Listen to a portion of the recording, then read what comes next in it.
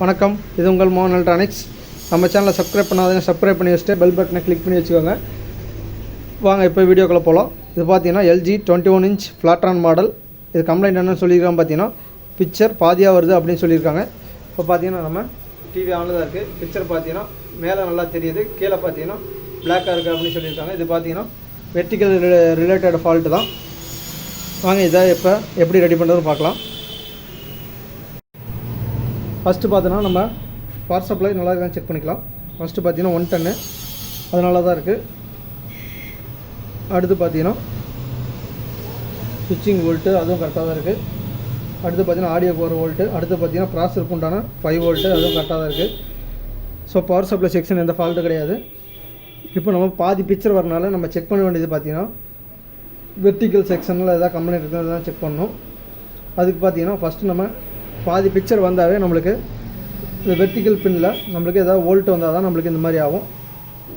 இது பார்த்தீங்கன்னா 4863 vertical IC போட்டிருக்காங்க. அந்த வெர்டிக்கல் ஐசி போடும்போது நம்மளுக்கு யோக்குக்கு வோல்ட் வராது, வெர்டிக்கல் வோல்ட்டு வராது. வாங்க இப்போ செக் பண்ணி பார்க்கலாம். இது பார்த்தீங்கன்னா 5.8 வோல்ட் வருது யோக் பின்னில். இது வரக்கூடாது. இந்த வோல்ட்டு வந்ததுனாவே நம்மளுக்கு பிக்சர் ஃபுல் ஸ்க்ரீனில் வராது, ஏதோ மிஸ்மேட்ச் ஆகி தான் வரும்.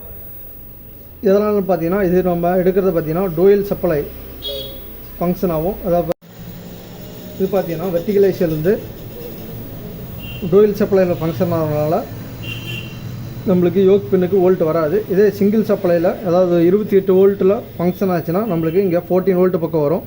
ஆனால் இதில் பார்த்தீங்கன்னா டூயல் சப்ளை ஃபங்க்ஷன் ஆகுது. முதல்ல LOTலேருந்து நம்மளுக்கு 14 volt positive volt negative volt கரெக்டாக தான் பார்த்துக்கலாம். பார்த்தீங்கன்னா -14 வோல்ட்டு அது கரெக்டாக இருக்குது. அடுத்து பார்த்தீங்கன்னா +14 வோல்ட்டு +14 வோல்ட்டு அதுவும் கரெக்டாக இருக்குது. என்னடா 5 வோல்ட்டு காமிக்குதுன்னு பார்க்காதீங்க. ஏன்னா கெப்பாசிட்டி லோட் ஆகும்போது 0.5 வோல்ட்டு 1 வோல்ட்டு பக்கம் இன்க்ரீஸ் ஆகும். அது ஒன்றும் பிரச்சனை கிடையாது. இது பார்த்தீங்கன்னா +14 வோல்ட்டும் -14 வோல்ட்டும் நல்லா தான் இருக்குது. நல்லா வோல்ட்டு சப்ளை பவர் சப்ளை கரெக்டாக வந்தும் நம்மளுக்கு இந்த இடத்துல வோல்ட் வரனால நம்மளுக்கு இந்த வெர்டிக்கல் ஐசி தான் ப்ராப்ளம். இந்த வெர்டிக்கல் ஐசியை சேஞ்ச் பண்ணாவே நம்மளுக்கு இந்த கம்ப்ளைண்ட் ரெடி ஆகிரும். வாங்க இப்போ வெர்டிக்கல் ஐசியை மாற்றிட்டு ஆன் பண்ணி பார்க்கலாம். இப்போ பார்த்தீங்கன்னா நம்ம வெர்டிக்கல் ஐசி சேஞ்ச் பண்ணியாச்சு. வெர்டிக்கல் ஐசி இதிலிருந்து மாடல் பார்த்தீங்கன்னா 4863.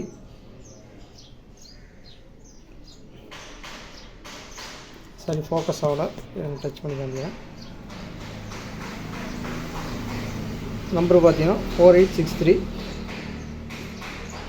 இப்போ ஆன் பண்ணி படம் எப்படி வரும்னு செக் பண்ணிக்கலாம். பார்த்தீங்கன்னா டிவி ஆன் பண்ணிட்டேன்.